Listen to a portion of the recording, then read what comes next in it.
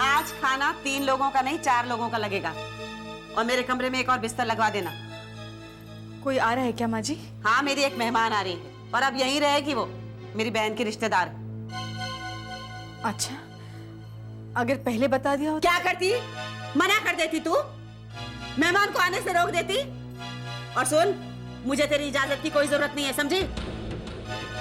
मैंने ऐसे नहीं कहा माँ जी, मैं तो सिर्फ इतना कह रही थी कि अगर आप मुझे बता देती तो। हाँ हाँ, बस बस, अब बात का बतंगड़ बनाने की सुनाने की जरूरत नहीं है। और हाथ जोड़ती हूँ तेरे आगे, वो रीमा आएगी ना तो उसे अपना दुखड़ा मत सुनाने लगना। सीखना कुछ उससे, कितनी सुघड़ है वो। अरे खाना कितना अच्छा बनाती है, घर कितना अच्छा रखती है, तेरी तरह नहीं जो हर वक्त पति का पैसा बर्बाद करती है, फोन करती रहती है। हेलो हेलो मम्मी भैया। जा देख, आ गई शायद। अरे बिटर बिटर मेरा मुंह क्या देख रही है, जा स्वागत कर उसका।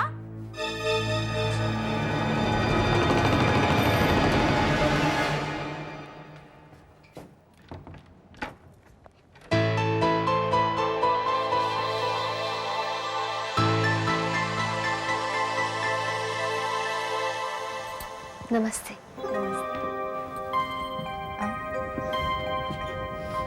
अरे रीमा, आ गई तू?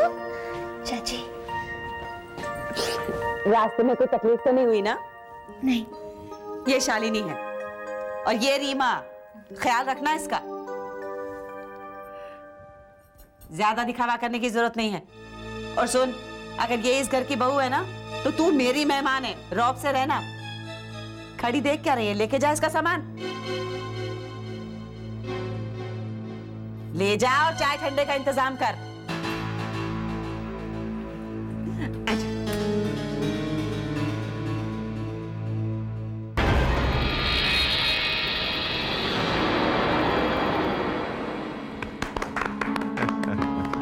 बहुत बहुत मुबारक हो निकिता, तुमने एक साथ 2 फिल्में साइन की हैं। Thank you mister Lamba. अगर आप ये फिल्म फाइनेंस नहीं करते तो शायद मैं। अरे हमें भी मुबारकबाद दे दीजिए भाई, हम भी तो प्रोड्यूसर बन गए हैं। राजा, हम आपको भी मुबारकबाद दे देते हैं, लेकिन आपने जो ये नई शुरुआत की है इसके लिए आपको निकिता का शुक्रिया अदा करना चाहिए, क्योंकि मैंने फिल्में सिर्फ इसलिए फाइनेंस की हैं क्योंकि उसकी हीरोइन आप होंगी। आपके लिए दिल भी हाजिर है और ये जान भी हाजिर है।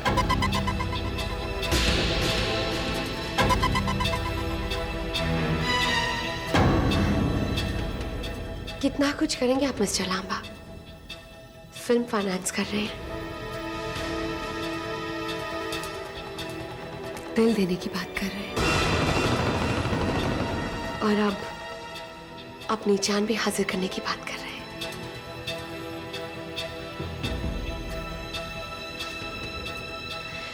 मैं आपका शुक्रिया अदा कैसे करूं? मिस निकिता, आपने फिल्म जगत में दोबारा कदम रखा है, इसका श्रेय आप किसको देना चाहेंगी? मिस्टर लांबा को। तो क्या मिस्टर लांबा को हम आपका गॉडफादर समझे?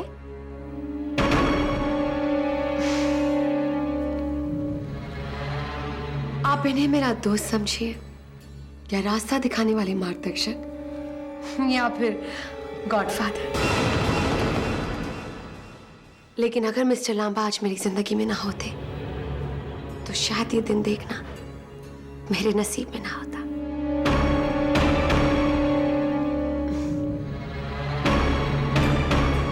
निकिता जी, क्या ये सच है कि आप शादी कर चुकी है?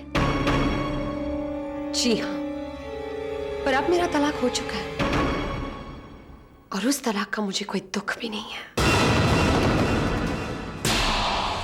तो क्या आप दोबारा शादी नहीं करेंगी? जी नहीं, शादी के बंधन से अब मेरा विश्वास उठ चुका है।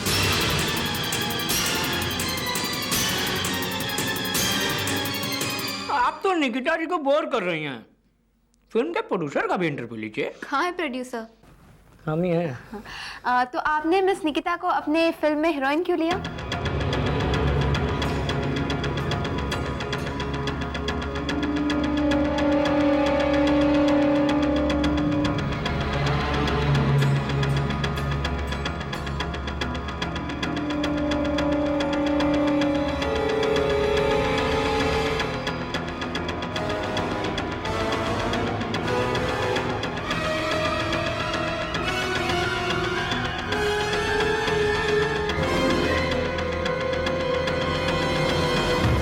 फिल्म स्टार्स की भी जिंदगी कितनी रंगीन होती है।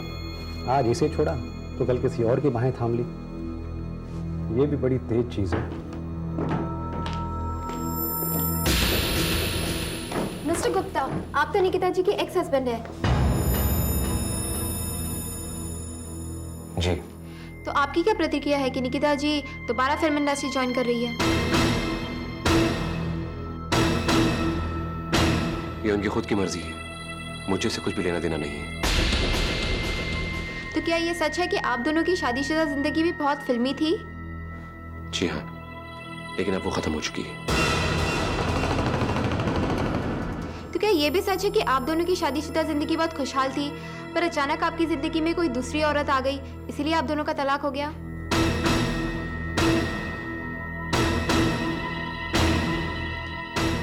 जी हाँ, ये बिल्कुल सच है कि मैं एक शादीशुदा और खुशहाल जिंदगी बिता रहा था और कोई दूसरी औरत मेरी जिंदगी में आ गई। लेकिन ये भी सच है कि अब मैं उस औरत के साथ बहुत खुश हूं।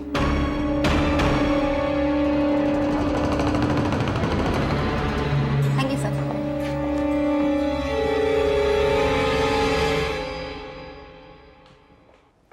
राजीव, आई एम सॉरी यार, मुझे नहीं मालूम था कि ये तुम्हारी बीवी है। बीवी थी।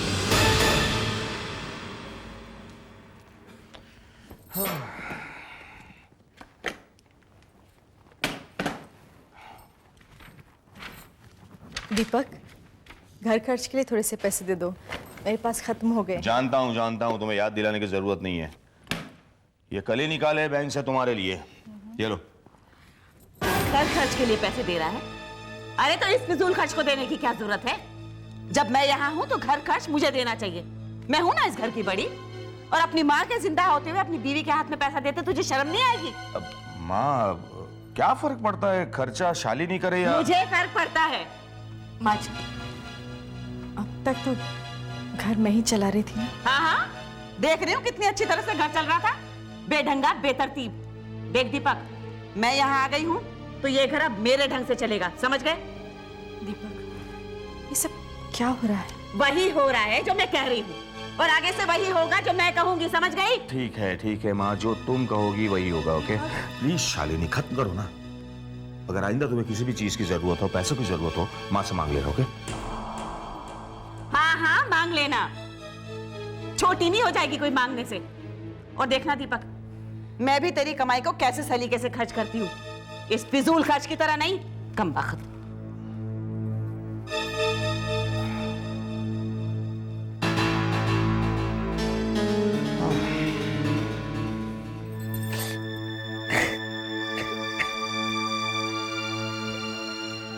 शालिनी, इसमें रोने की क्या बात है? देखो दीपक, ये घर मेरा है, इस घर को चलाने का हक सिर्फ मेरा होना चाहिए। तुम्हारी माँ इस घर में मेहमान बन के आई है तो उसे कहो कि शांति से रहे। शालिनी, यही कह रहा हूं मैं कि मेहमान ही समझ लो उसे। कुछ दिनों के लिए आई है, कुछ दिनों बाद चली जाएगी, इसके बाद ये घर तुम्हारा ही है ना। This is not fair at all. अरे ये क्या बात हुई कि कुछ दिन के लिए आए, लड़के धमका के इस पूरे घर पे अपना कंट्रोल करें। Enough! देखो शालिनी, जो हो गया भूल जाओ उसे, just forget it। देखो, माँ से तुम्हें जो चाहिए, जितना चाहिए मांग लेना, वो मना नहीं करेगी। अगर इस बात से उसे तसल्ली मिल रही है तो मिल जाने दो ना। Really? और मेरी तसल्ली का क्या? मेरी तसल्ली का क्या? अगर तुम चाहती हो कि घर में शांति ना रहे तो तुम्हें जो करना है करो, जाओ लड़ो वहां से जाके। लड़ने की आदत मुझे नहीं है, लड़ने का शौक तुम्हारी माँ को है। शालिनी, तमीज से बात करो। मैं हमेशा उनसे तमीज से बात करती हूँ, मगर पता नहीं उन्हें मुझसे क्या प्रॉब्लम है। Stop! अब तुम जानो और माँ जाने।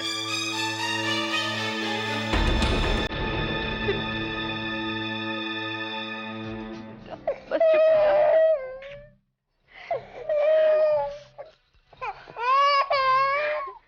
बस चुप हो जाओ।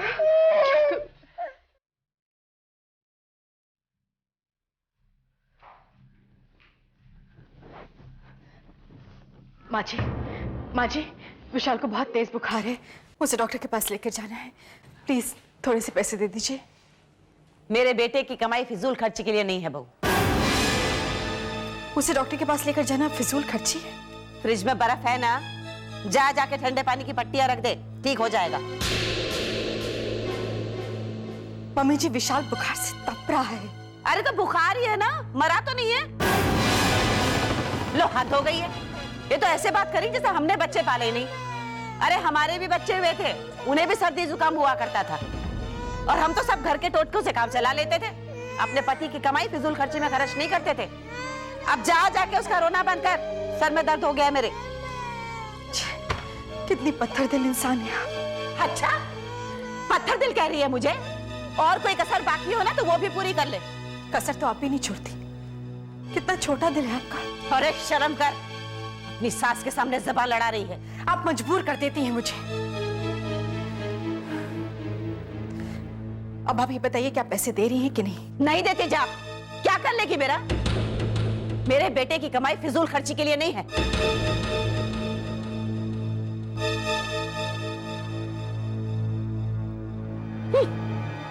बड़ी आई पैसे मांगने वाली। आप टेंशन बिल्कुल मत लीजिए। जी हाँ, मिस्टर शाह, मैं आपको 5 मिनट में फोन करता हूँ। जी भैया, आप जल्दी से मेरे साथ डॉक्टर के पास चलिए। विशाल बुखार से तप रहा है। चलो। दीपक कहाँ है? मैंने उन्हें बहुत कांटेक्ट करने की कोशिश की, वो शायद कोई मीटिंग में होंगे। भैया, डॉक्टर के पास जाने के लिए बिल्कुल पैसे नहीं है मेरे पास। चलो गाड़ी में बात करेंगे।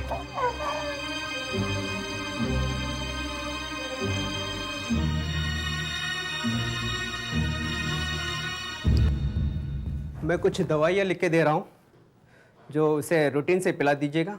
फ्लू है बच्चे को, जो आजकल बहुत फैला हुआ है।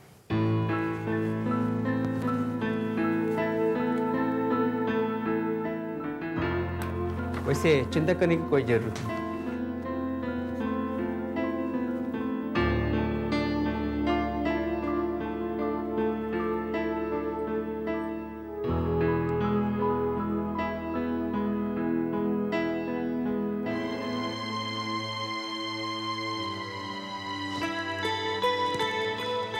शालिनी, रोना बंद करो, सब ठीक हो जाएगा।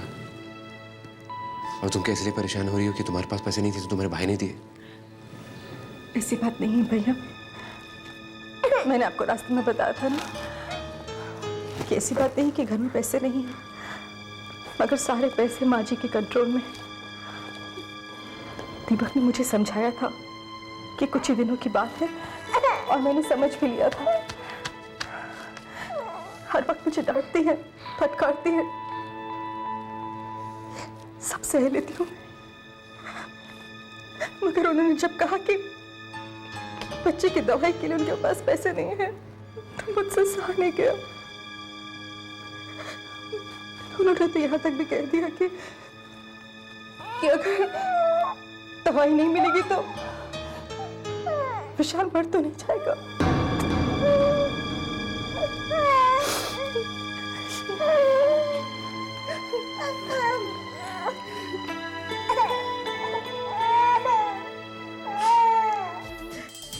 मुझे बहुत डर लग रहा है। तुम्हें यहाँ क्राइम ब्रांच में क्यों बुलाया है?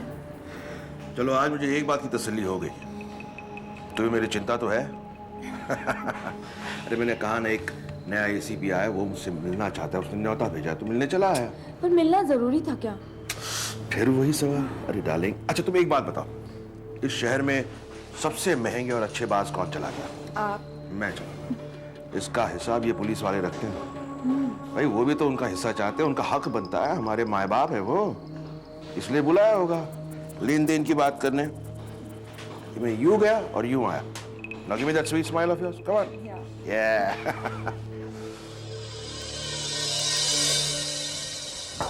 क्या मैं अंदर आ सकता हूँ? अंदर तो आप आ ही चुके हैं जोरावर सेठ। अब जरा ध्यान रखिएगा कि हम आपको अंदर ही ना कर दें। अच्छा लगा ये जानकर कि पुलिस वाले भी कभी कभी मजाक कर लिया करते हैं। और मुझे भी अच्छा लगा कि आपने हमें मजाक करने का मौका तो दिया। आप यहाँ आए तो सही। बैठिए। Thank you. क्या मैं बहुत पहले ही आपसे मिलना चाहता था, लेकिन आप तो जानते हैं धंधा इतना फैला हुआ है, वक्त ही नहीं मिलता। इसलिए हमने ही आपको बुला लिया। जनाब पहली बार मिल रहे हैं, इसलिए हमारी तरफ से ये तोहफा कबूल कीजिए।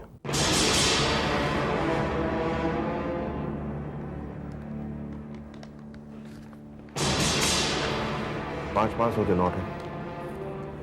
और ये भी रख लीजिए, उतनी रकम है इसमें। क्या है जोरावर सेठ कि हमने 500 के नोटों को हाथ लगाना छोड़ दिया है। एक नया शौक पाल लिया है, हजार के नोट इकट्ठे करने का। बहुत अच्छे लगते हैं हमें। आपके पास तो बहुत होंगे।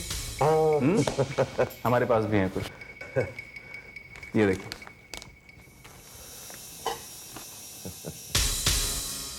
हजार के ही है ना? बिल्कुल, आप ही के खजाने के हैं। अब मैं कुछ समझा नहीं। ये नोट हम तक उस आदमी से पहुंचे हैं जिसको आपने दिए थे, और हमें यह भी मालूम है कि आपके पास कहां से आए थे। ये नोट लांबा ने फिरौती के रूप में दिए थे। इन नोटों के नंबर हमारे पास थे। एक बैंक ऑफिसर ने हमारी मदद की।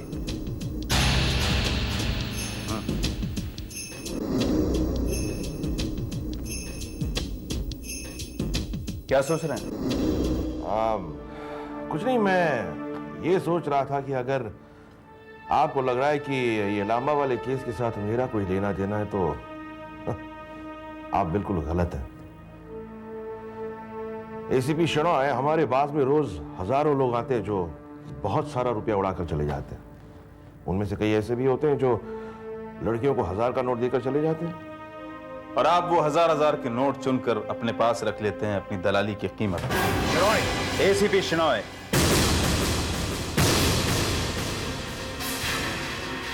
और एक बात और, आपको आत्महत्या करने का बहुत शौक है जोरावर सेठ।